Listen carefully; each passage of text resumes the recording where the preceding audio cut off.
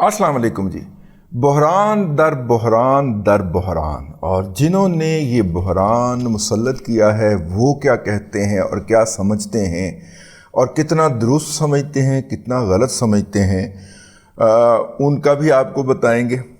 लेकिन फ़िलहाल हम आपको आज जिस बहरान की निशानदही करने के लिए हाज़िर हुए हैं वो आपकी खिदमत में पेश किए देते हैं, और इस बहरान की वजूहात क्या हैं वो भी हम बताएंगे आपको। लेकिन सबसे पहले हम आपको बता दें कि पाकिस्तान के अंदर आज से कोई 4 माह पहले चीनी का रेट जब एब्रप्टली बढ़ने लगा, बल्कि 5 माह पहले, तो हुकूमत ने इसका रेट जो था वो फ़िक्स किया। जब वो रेट फ़िक्स किया और शुगर मिलों को पाबंद किया कि वो इस रेट के ऊपर चीनी बेचें, और माशाल्लाह इसके अंदर उस वक्त की हुकूमत की अपनी शुगर मिलें भी शामिल थीं। जरदारी साहब की 18 मिलें थीं, मरीम नवाज़ शरीफ भी एक मिल के बोर्ड ऑफ डायरेक्टर के ऊपर हैं, सलमान शहबाज साहब की 2 मिलें थीं। इन सब की मिलें होने के बावजूद भी जो था कहा गया कि जनाब चीनी जो है वो इस रेट के ऊपर यानी कि 80 रुपये या 90 रुपये बेची जाएगी।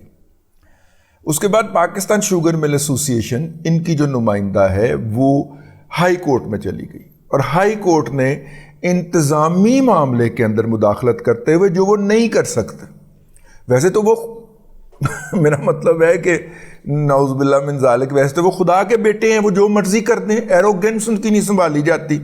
वो हमारी नानी अम्मा मरहुमा फरमाया करती थी कि 700 कुत्ता रल के इन्हां दी आकड़ नहीं चुकदा। ये जो हमारे जज साहिबान है, लेकिन उन्होंने इंतज़ामी मामले के अंदर मुदाखलत की और चीनी की जो सप्लाई को स्ट्रीमलाइन किया जा रहा था उसके ऊपर पाबंदी लगा दी, रेट को। अच्छा जी, हुकूमत ने एक नया पैंतरा बदला। उन्होंने कहा कि ठीक है आप रेट ना मुकर्रर करने दें, लेकिन हम होर्डिंग जो है उसको रोकेंगे। और उन्होंने एक ऐप इंट्रोड्यूस करवा दी। ऐप ये थी कि जिस भी शुगर मिल से चीनी निकलेगी वो उस ऐप के अंदर फीड कर देगा, जी हमारे यहाँ से आज 100 ट्रक निकल गए हैं चीनी के। उसके बाद वो चीनी कहाँ जाती है इसका ट्रैक रिकॉर्ड शुरू हो जाएगा। वो चीनी अफ़गानिस्तान जाती है, वो ईरान जाती है, वो इंडिया चली जाती है स्मगल होके, या पाकिस्तान में हिफालिया से निकल के अकबरी मंडी में मेरा मतलब है कि बिक जाती है, या ग्वाल मंडी पिंडी के अंदर बिक जाती है, या जूड़िया बाज़ार कराची में बिक जाती है। कहाँ पे बिकती है ये पूरा ट्रैक रखने का वो एक ऐप इंट्रोड्यूस करवाई फेडरल गवर्नमेंट ने। इस ऐप के ख़िलाफ़ भी जनाब शुगर मिलों के मालकान जो थे वो चले गए अदालत में, और अदालतों ने इसको भी स्टे कर दिया। अब अंदाज़ा करें यार, ठीक है। अच्छा जनाब, उसके बाद हुकूमत ने आखिरी इकदाम ये किया कि यार इसकी ना इंटर प्रोविंशियल मूवमेंट जो है, बैन सूबाई नकलो हरकत के ऊपर पाबंदी लगा दी है। 2 स्टे जारी कर दिए इंतजामी मामलात के ऊपर। और कितने ट्रक लिए होंगे उसने, मुजाहिर अली अकबर नकवी वाले, ये मुझे आपको बताने की ज़रूरत नहीं है। जिस जज ने ये स्टे किए और अन्य स्टे किए हैं, वो इंतज़ामी मामलात के हवाले से, सप्लाई चेन के हवाले से मुदाखलत नहीं कर सकता। ये अनकॉन्स्टिट्यूशनल है, ये इलीगल है। वो धड़ल्ले से एरोगेंट्स, हम कर सकते हैं, हम कर सकते हैं, हम सब कुछ कर सकते हैं। ये तो डैम बनवान टुर पे सी यार, इन्हों का माई बाप जेड़ा सी तो डैम बनवान टुर पे ऐसे। और ये जनाब अब कर सकते हैं। अब जनाब तीसरी हुकूमत ने यह किया कि यार इंटर प्रोविंशियल मूवमेंट जो है उसके ऊपर पाबंदी लगा दी जाए, क्योंकि पंजाब से जो चीनी केपी के जाती थी वो सीधी जाके ताजिकिस्तान या काज़किस्तान रुकती थी, ठीक है।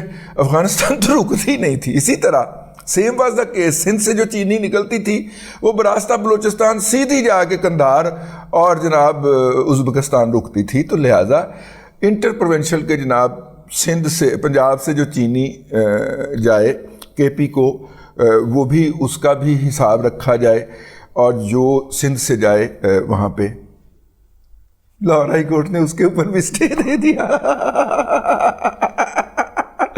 अब पता नहीं किसने चढ़ा कर लिए हैं उस जज ने, यार जरा अन्य स्टेज है। लेकिन जो इमरान खान को ब्लैंकेट स्टे दे सकते हैं, अंधाधुंध स्टे दे सकते हैं, जो मुकदमे दर्ज हो गए वो भी जो दर्ज हैं, वो भी जो आइंदा मुस्तकबिल में दर्ज होंगे वो भी, सब के ऊपर स्टे है। तो वो चीनी वालों को क्यों नहीं स्टे दे सकते? रेट तो फिक्स हो गया ना इमरान खान के केस के अंदर। تو وہی ریٹ تھا، اسی ریٹ کے اوپر چینی والوں نے اسٹے خرید لیا اور انہوں نے وہ پورا کیا آپ سے اور میرے سے.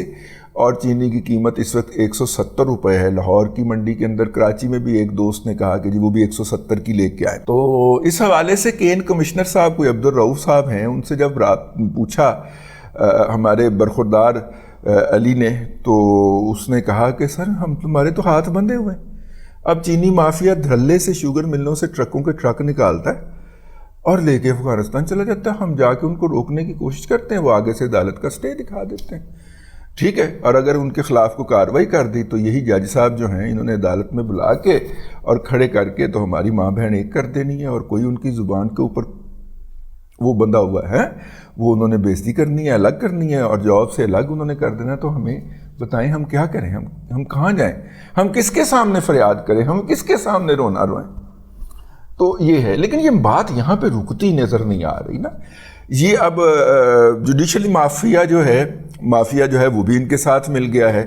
یہ کون ہے؟ یہ لوگ جن کے پاس 300-400 ارب روپیہ ایسے ہی پڑا ہوا ہے اور وہ جس شعبے میں ڈالیں اس میں ڈال کے تو نکال لیں. اچھا، اب شوگر مل مالکان جو ہیں وہ تو کہتے ہیں کہ جناب گیٹ سے باہر چینی نکلتی ہے تو ہماری رہتی نہیں. یہ تو ہمارے ساتھ تو کانٹریکٹ ہوتا پورے سال کا. یہ جو ڈیلرز ہوتے ہیں یہ تو ڈیلر ہی ایکسپورٹ کرتے ہیں، تو ہمیں تو معافی دے دیں یار.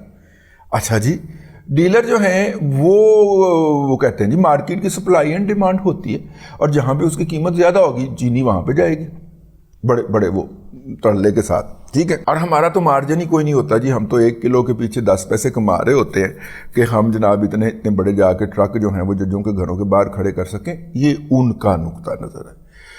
لیکن یہ ڈیلر مافیا کے پاس 100 ارب روپے آتا کہاں سے جو وہ ایڈوانس میں دے کے چینی اٹھا لیتے ہیں ملوں کو، یا ملوں سے چینی خرید لیتے ہیں، اسپاٹ ریٹ پہ خرید لیتے ہیں.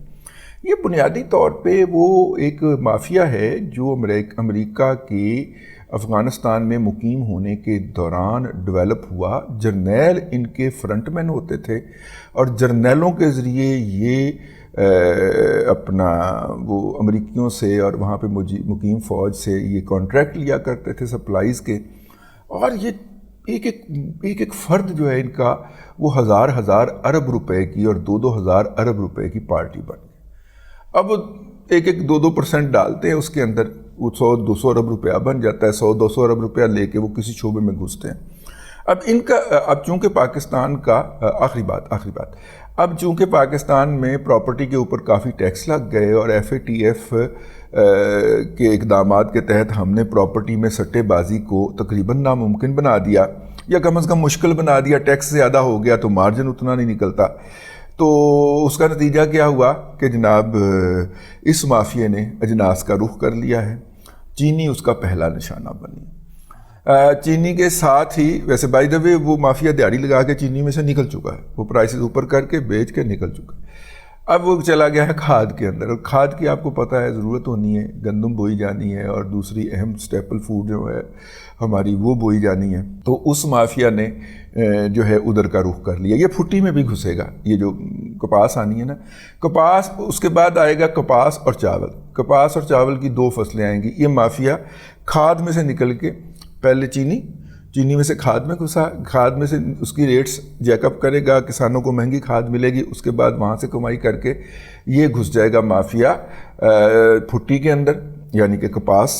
ٹھیک ہے، راک کاٹن جس کو کہتے ہیں، اس کے اندر گھسے گا اور ساتھ میں چاول بھی اٹھائے گا، اور چاول اتنے مہنگے کر دے گا کہ پاکستان کے لیے ایکسپورٹ جو ہے وہ وائبل ہی نہیں رہے گی. ٹھیک ہے. اچھا جی، پھر اس کے بعد وہاں سے نکل کے پھر یہ گندم کا بحران پیدا کریں گے. گندم جو ہے وہ انہوں نے بک کر لینی ہے نومبر کے اندر اور پھر آپ کو دسمبر، جنوری اور فروری کے اندر گندم کا اس ملک کے اندر شدید بحران نظر آئے گا. آپ کو شاید یہ علم ہو کہ جناب اس وقت کی اطلاع کے مطابق جو کرنسی ڈیلر ہیں ان کو آف دی ریکارڈ کہہ دیا گیا ہے کہ دسمبر تک اپنے کاروبار سمیٹ لیں. تو میں نے کسی عقل مند سے پوچھا، میں نے کہا یہ دسمبر تک کی ڈیڈ لائن کیوں دی ہے؟ انہوں نے کہا ستمبر میں کچھ لوگوں نے ریٹائر ہونا ہے نا، تو انہوں نے اپنے پیسے باہر ٹرانسفر نہیں کرتے، تھوڑا بیڑا تھا۔ سر میں نے نہیں کہا، وہ آپ کے ہی ایک اعلیٰ ریٹائر ہوتے دار نے کہا، میں سر پیٹ میں مزید ٹانکے نہیں لگوا سکتا سر۔ اب وہ یہ کہتے ہیں کہ اگر آپ کو، آپ کا خیال ہے اور حافظ صاحب کا خیال ہے کہ یہ کرنسی ڈیلر جو ہیں یہ ملک میں یہ بحران پیدا کرنے کے موجب بن رہے ہیں، تو ان کے اوپر پابندی لگائیں۔ One notification of the state bank of Pakistan, بس کل سے بند، ختم، خلاص، ٹھیک ہے۔ لیکن دسمبر تک آپ اپنا آپ سمیٹ لیں، یہ کیا بات ہوئی؟ اس کا مطلب یہ ہے کہ اس سے پہلے وہ جتنی اندھی ڈال سکتے ہیں ڈال لیں، یہ تو کوئی بات نہ ہوئی۔ لیکن بہرحال یہ مارکیٹ کی اطلاعات پتہ چلی ہیں مجھے، میں نے کہا میں آپ کی خدمت میں عرض کر دوں۔ اینی ہاؤ، یہ جو تینوں کرائسس ہیں یہ اس لیے بھی زیادہ ہوں گے کہ جو اس وقت اس ملک کے اوپر ہماری مقتدرہ نے، جناب حافظ صاحب نے جو لوگ مسلط کیے ہیں چن چن کے، وہ انتہائی اعلیٰ قسم کے، ہم نالائق تو نہیں کہہ سکتے، غیر ذمہ دار لوگ ہیں، اور وہ کسی چیز کی ذمہ داری قبول نہیں کرتے۔ جب ان کی توجہ اس طرح کے بحران کی طرف ڈلوائی جاتی ہے تو وہ کہتے ہیں کہ یہ قانون کی کتاب ہے، اس میں ہمارا تو یہ مینڈیٹ ہی تھا۔ اور آپ کو پتہ ہے پاکستان کی اکانومی جو ہے وہ قانون کی کتاب کے مطابق نہیں چلائی جا سکتی، کیونکہ قانون کی کتاب کے اندر ان مافیاز کا ذکر نہیں ہے جن کے ہاتھ کے اندر بلیک منی کا 100 200 600 800 1000 ارب روپیہ ہے، اور ان کو کسی بھی شعبے میں انٹر ہونے اور وہاں سے نکلنے کی کھلی آزادی ہے منافع کما کے، ٹھیک ہے۔ بائی دا بک جو ہے اس طرح کے کسی مافیے کا دنیا کی کسی کتاب کے اندر ذکر نہیں ہے۔ لیکن یہ بات آپ شمشاد اختر کو نہیں سمجھا سکتے، یہ بات آپ کڑکڑ کاکڑ کو نہیں سمجھا سکتے، ٹھیک ہے، کیونکہ ان کو رٹایا ہی یہی گیا ہے، ان کو بتایا ہی یہی گیا ہے کہ آپ کو آؤٹ آف باکس جو ہے جانا پڑے گا، ورنہ یہاں کے لوگوں کی زندگی پہلے اجیرن ہو چکی ہے۔ پہلے آپ نے $1 کا پر لیٹر رکھنا ہے، اور ڈالر ہم نے نہیں روکنا، ڈالر روکنے کے تو ہم ذمہ داری نہیں، ٹھیک ہے، ہم نے تو صرف $1 فی لیٹر رکھنا ہے۔ مطلب میں قربان جاؤں یار، یہ شمشاد اختر نے کہاں سے PhD کی ہوگی، میں قربان جاؤں ان کے کہ ڈالر روکنا تو ہماری ذمہ داری نہیں ہے، لیکن ہم نے $1 کا پر لیٹر رکھنا۔ یار 540 روپے، اپنا 540 روپے فی ڈالر ایک ہوا تھا سری لنکا کے اندر ڈیفالٹ کے بعد۔ حضور آپ تو ڈیفالٹ سے پہلے ہی، ڈیفالٹ کے بغیر ہی یہ سب کچھ کروانے کی صلاحیت رکھتے ہیں یا کر رہے ہیں، تو میرا مطلب ہے پھر ڈیفالٹ میں اور نان ڈیفالٹ میں فرق کیا ہو؟ میری ڈاکٹر شمشاد اختر صاحبہ سے یہ بنتی ہے، میری رہنمائی کریں۔ میں پچھلے 3 دہائیوں سے کامرس کے اوپر نظر رکھنے والا ایک ان پڑھ قسم کا، سیمی لٹریٹ قسم کا جرنلسٹ ہوں، تو میری رہنمائی کریں کہ آپ ڈیفالٹ کے بغیر ہی وہاں پہ لے گئے۔ اب تک کے لیے اتنا ہی، اگلے ولاگ کے اندر آپ کی خدمت میں پھر حاضری ہوگی۔ اللہ تبارک و تعالیٰ آپ کو آسانیاں عطا کرے اور آسانیاں خلق خدا میں تقسیم کرنے کی توفیق عطا کرے۔